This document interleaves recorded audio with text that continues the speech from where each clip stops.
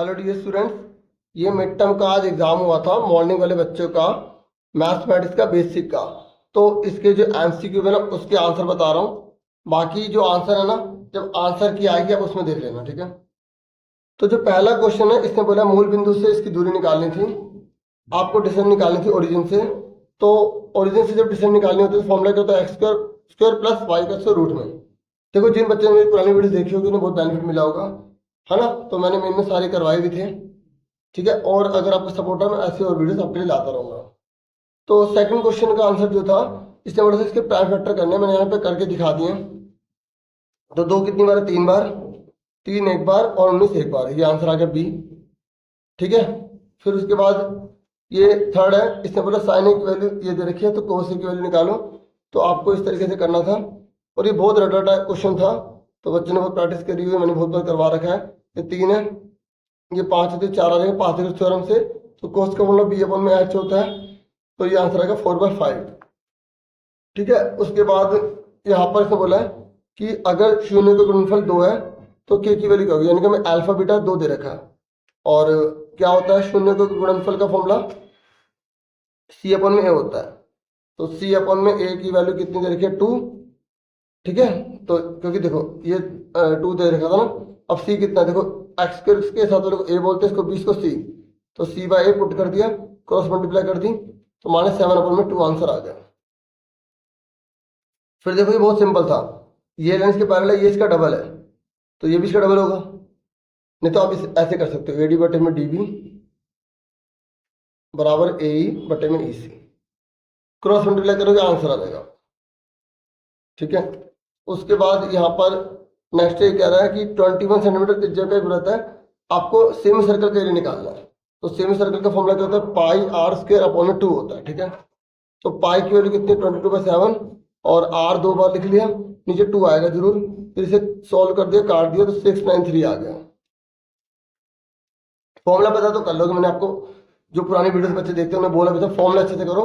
फॉर्मूले की वीडियो बना रखी है, कोई वीडियो ढूंढनी है तो फॉर्मूला ASC स्टार्टर, चैनल का नाम लिखो, स्टार 50 स्टार्टर, ठीक है, ASC स्टार्टर।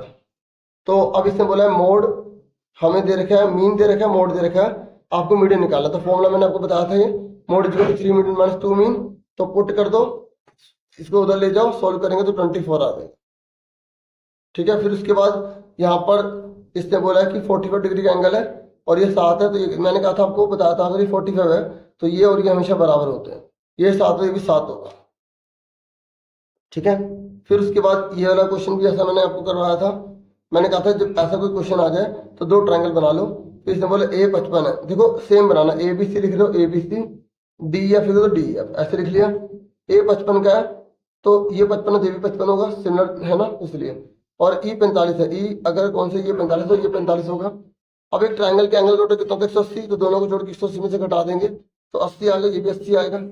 तो इसने पूछा कि C कितने का होगा, C हमारा 80 आ गया, ठीक है, ठीक है। उसके बाद ये कह रहा है हाईएस्ट कॉमन फैक्टर मतलब HCF, इसका क्या होगा।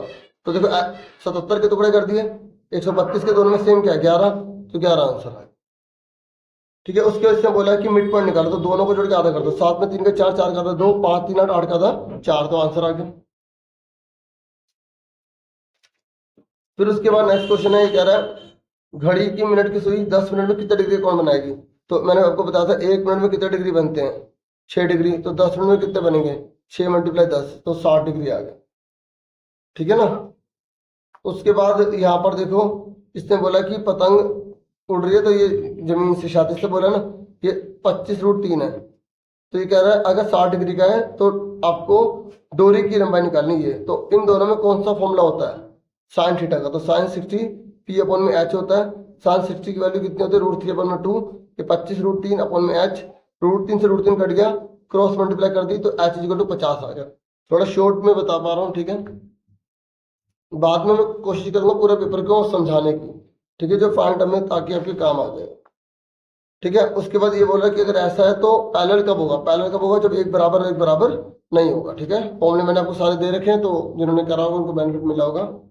फिर ये कह रहा है साइन थीटा कोस थीटा कब बराबर होते हैं, 45 डिग्री पे बराबर होते हैं। भाई 45 पे दोनों 1/√2 होते हैं ना, तो बस इसमें तो सोचने वाली बात ही नहीं थी। ठीक है, और फिर ये कह रहा है दो प्राइम नंबर का एचसीएफ क्या होगा, दो प्राइम नंबर ये ले लो, तो 2 × 1 लिख लो, 3 × 1 लिख लो, दोनों में सेम क्या 1, तो आंसर क्या है 1 आ गया। फिर उसके बाद यहाँ पर ये कह रहा है कि दो सर्कल है, उनकी सरकमफ्रेंस का डिफरेंस कितना होगा। देखो दो सर्कल है, एक बड़ा 2πr, छोटा 2πr, ठीक है, दोनों में सेम क्या है 2π कॉमन ले लिया, r - r। अब बड़ा r कितना है 14, 14 में से 7 गए, कितने बचे 7, तो पाई की वैल्यू खोल लो 22/7, 7 से 7 कट गया, तो 22 को 2 से मल्टीप्लाई करें 44, हमारा आंसर आ गया 44। ठीक है, 2π बड़ा है ना, उसमें से छोटा 2πr घटा देना, फिर 2π को आपको कॉमन ले लेना है, फिर बड़े आर में से बड़ा आर छोटा आर घटा देना, तो काट देंगे तो 44 आ जाएगा। ठीक है, इस तरीके से था। फिर ये कह रहा है शुरू के जो 5 नेचुरल नंबर है उसका मीन कितना होगा, तो 1 2 3 4 5 को 5 से डिवाइड कर देंगे तो हमारा 5 आंसर आएगा, क्योंकि 5 4 9 9 3 12 3 15, 15 को 5 से भाग करा, 15 को 5 से भाग करा 3 आ गया, तो 3 आंसर आएगा इसका, क्योंकि इसने 5 नेचुरल नंबर बोला ना, 3 आंसर भाई, 1 2 3 4 5, तो 5 4 9 10 11 12 13 14 15, तो 15 को 5 से भाग करेंगे 3 आएगा। ठीक है, इसका आंसर क्या बी। ओके, बी आंसर है इसका। फिर इसके बाद यहाँ पर के की वैल्यू दे रखी है, तो आपको यहाँ पर इसने क्या बोला, असंगत है।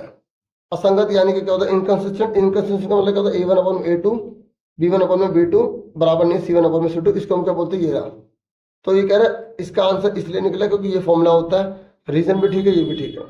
सॉल्व करोगे ना, ये मैंने कर रखा है, k/8 14/7, 7 दूनी 14, 8 दूनी 16, के आ गया 16, तो ए आ गया इसका आंसर।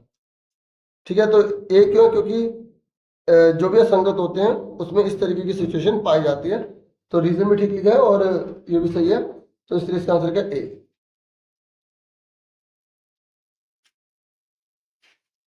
फिर उसके बाद ये कह रहा है कि इसको सॉल्व करो, इसको सॉल्व करो तो 2 और -5 आ गए। फिर ये कह रहा है कि ये जो एक्स एक्सिस है ना उस पर एक ये आ गया, ये आ गया। देखो ये y की वैल्यू जगह कर दिया इसने, y की जगह लिख दिया ना, क्योंकि x है तो x की वैल्यू होनी चाहिए थी ना, तो r गलत है a सही है, जब तो कौन सा आएगा c, जब a सही होता है r गलत होता है तो c आंसर आएगा।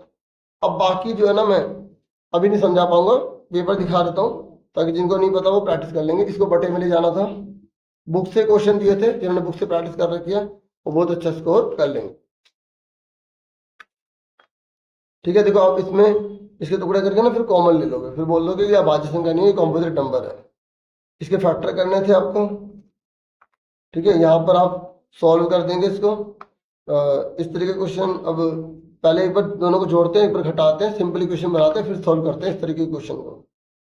ठीक है, बाकी आप देख लो, मैं अलग से ना वीडियोस आपके लिए लाऊंगा बाद में, अभी तो मैंने 20 तक के कहे थे, और आंसर की वीडियो आपको जब भी होगा जितना जल्दी हो सके मैं आपको प्रोवाइड कर दूंगा। और बाकी का आप पेपर देख सकते हैं, कैसा था पेपर, कमेंट करना चाहे तो कमेंट करके आप बता सकते हैं। ठीक है, आप पूरा पेपर फटाफट दिखा देता हूँ, केस स्टडी भी बहुत ईजी थी। ठीक है, और इससे ये पता क्या लगता है कि पुराने पेपर जरूर करने चाहिए, क्योंकि काफ़ी जो कंसेप्ट हैं, जो चीज़ें हैं ना, वो पुराने पेपर से हमें काफ़ी हेल्प मिली है। और मैंने पुराने पेपर आपको वीडियो बना के दी थी, फॉर्मूले बना के दिए थे, कुछ फॉर्मूले के बेस पर क्वेश्चन कैसे करना है वो करा के दिए थे, तो उससे बच्चों को बहुत बेनिफिट हुआ है। ठीक है, अब देखो केस स्टडी है, देख लो, बहुत सिंपल केस स्टडी थी, कह रहा टी और एफ की वैल्यू बताइए। ठीक है, तो टी देखो यहाँ पे कितना है, एक्स का 3 वाई का 9 है ना, पहले एक्स होता फिर वाई होता है ना, तो इन्होंने एक तरह से कहा जाए तो 9 का लेवल का दे दिया था। बाकी ये टेंस का हो जाएगा, जिसमें डिस्टेंस निकालने के लिए बोल रहे थे। डिस्टेंस का फॉर्मूला क्या होता है, x2 - x1 y2 - y1, फिर उन पे स्क्वायर लगता है अलग अलग, बीच में प्लस होता है और रूट लगा देते। ठीक है ना, फॉर्मूले वाली वीडियो बना रखे, वो देख लेना, बेनिफिट मिलेगा आपको।